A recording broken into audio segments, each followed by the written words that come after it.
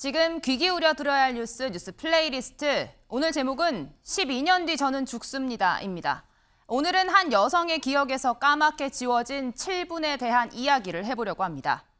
지난해 5월 22일 새벽 5시 부산 서면의 한 오피스텔입니다. 엘리베이터를 기다리는 여성, 뒤로 따라 들어온 운동복 차림의 한 남성. 돌연 이 여성의 머리를 발로 강하게 가격합니다. 충격으로 쓰러진 여성의 머리를 여러 차례 발로 차 의식을 잃은 여성을 그대로 들쳐업고 CCTV가 찍히지 않는 사각지대로 사라져버리는데요. 7분이란 시간이 흐른 뒤 홀로 이 남성 오피스텔을 빠져나갑니다. 입주민들에게 뒤늦게 발견된 이 여성은 머리뼈가 골절될 정도의 큰 부상을 입어 이날의 기억을 모두 잃어버렸고 뇌 손상으로 오른쪽 다리가 마비되어 수개월 동안 재활 치료를 받아야 했습니다. 어디를 돌아다닐 때도 그냥 조금 뒤에 있는 사람들이 조금 경계가 되고 계속 뒤돌아보고 이런 거는 계속 똑같고 잠도 아직은 약을 안 먹으면 2시간밖에 못 자니까 아직 뭐 조금 신체적으로는 좀 많이 회복은 됐는데 아직 정신적으로는 아직 조금 불안한 상태인 것 같아요. 사흘 뒤 한 모텔에서 체포된 이 남성, 전과 18범에 경호업체에서 근무한 경험도 있다고 하는데요. 피해 여성이 먼저 시비를 걸었다, 기분 나쁘게 쳐다봤다. 그래서 우발적으로 폭행을 했다고 진술했습니다. 1심에서 검찰은 살인 미수 혐의로 징역 20년을 선고해달라고 요청했지만 재판부는 가해자가 반성하고 있다는 이유로 8년을 감형했는데요. 일단 정말 너무 허탈했어요. 왜냐하면 1심 같은 경우에 계속 제가 재판을 갔었는데 다른 재판을 가면서도 이제 다른 피고인들을 봤지만 이렇게 약간 좀 의자에 기대서 그냥 언제 끝나지 약간 이런 식으로 있었던 사람이었거든요. 도대체 어느 면에서 반성을 하고 있는 걸까? 네, 이 남성 형이 너무 무겁다며 항소했는데 그제 열린 2심 재판에서 새로운 증언이 더해졌습니다. 이 사고 당시 충격으로 기억을 잃었던 이 피해자를 최초로 발견했던 주변 사람들의 진술인데요. 피가 많이 묻어 있었지만 피해 여성의 바지가 벗겨져 있었고 속옷이 보이지 않았다. 성범죄 정황에 대한 언급들이 나왔습니다. 재판부는 범행 동기가 성범죄인지 아닌지 분명히 할 필요가 있다며 1년 전 이 피해자가 입고 있던 옷의 DNA 검사를 다시 하라고 결정했습니다. 제 바지 같은 경우가 쉽게 벗길 수 있는 바지가 아니에요. 누가 이제 풀지 않는 이상은 절대 그냥 자연스럽게 벗겨지는 바지가 아니에요. 그리고 이제 지퍼 같은 경우에도 목격자의 증언에 따르면 이제 열려 있었다. 가해자의 말로는 이제 뭔가 나는 아예 버클이나 이런 지퍼는 아예 건들지도 않았다. 너무 정확하게 얘기해서 그쪽에서 지문이나 DNA가 감식이 나오면 그때부터는 조금 방향이 바뀌지 않을까라는. 네, 알고 보니 이 남성 경찰에 붙잡히기 전에요. 자신의 전 여자친구 핸드폰으로 서면 오피스텔, 서면 강간, 강간 살인과 같은 단어들을 인터넷에 검색해봤다고 합니다. 주변인들도 해당 남성 당일 술에 취해서 사고 한번 쳐야겠다 이런 발언을 했던 걸 기억하고 있었습니다.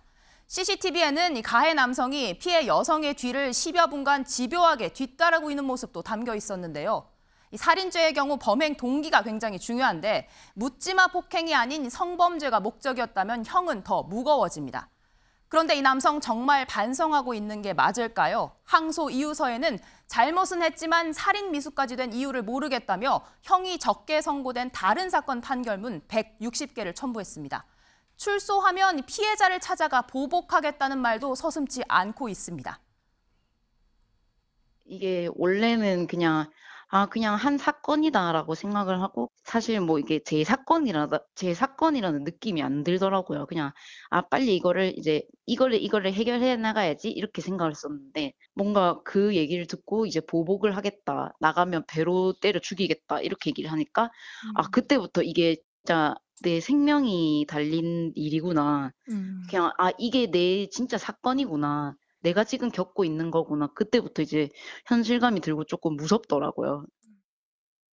네, 현재 이 여성은 가해자에 대한 엄벌을 촉구하는 탄원서를 모으고 있습니다. 네. 아마 지금 한 53,000명 5만 넘었을 3천 거예요. 명 정도. 조금 안전한 사회에서 살고 싶다라고 생각을 하셔서 더 많이 참여를 해 주시는 것 같아요.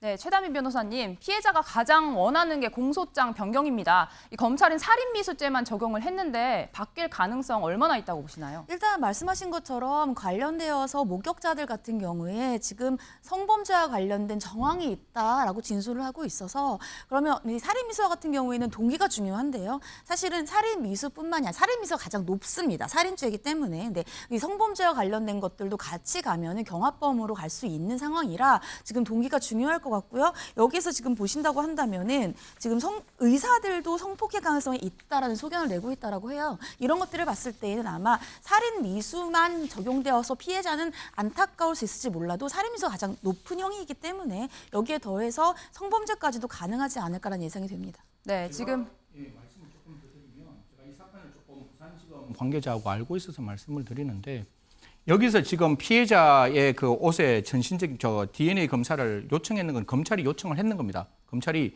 피해자의 몸에 사실은 그때 밴드 부분에 이렇게 면봉으로 탁 닦아서 이렇게 검사를 했는데 이렇게 해서는 안 된다. 제대로 한번 검사를 하자라고 이야기를 했고 이게 살인죄는 250조예요. 사형 무기 5년 이상의 징역이에요. 그런데 이게 성폭행의 의도가 있으면 죄명이 바뀌잖아요. 강간살인이에요. 강간살인은 피해자가 사망 지금 안 했지만 미수지만 그 죄명은 사형 무기밖에 없어요.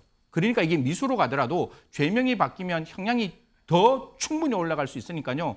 저는 한 세 가지 정도를 검토하고 있는 줄 알고 있는데 만약에 그 성폭행의 혐의가 있으면 강간살인, 미수, 주의적 청구, 일반 살인, 미수, 예비적 청구 이렇게 해가지고 두 가지 청구로 좀 가는 게 이게 피해자의 입장을 좀 존중하는 거고 사건의 진상을 들여다볼 수 있는 부분이기 때문에 저는 부산지검이 이건 선택의 문제가 아니라 당연의 문제로 사실심 중에 항소심은 공소장 바꿀 수 있으니까 반드시 혹시나 DNA에서 여러 가지 정황이 나오면 반드시 선택의 문제가 아니라 당연의 문제로 공소장 변경하는 게 맞다는 말씀드리겠습니다. 네, 말씀 잘 들었습니다. 지금 유튜브 댓글창에 가해자가 유단자면 감형이 안 되지 않느냐 이런 질문도 올라왔고 무서워서 어디 거리 다닐 수 있겠냐 이런 이야기도 올라왔습니다.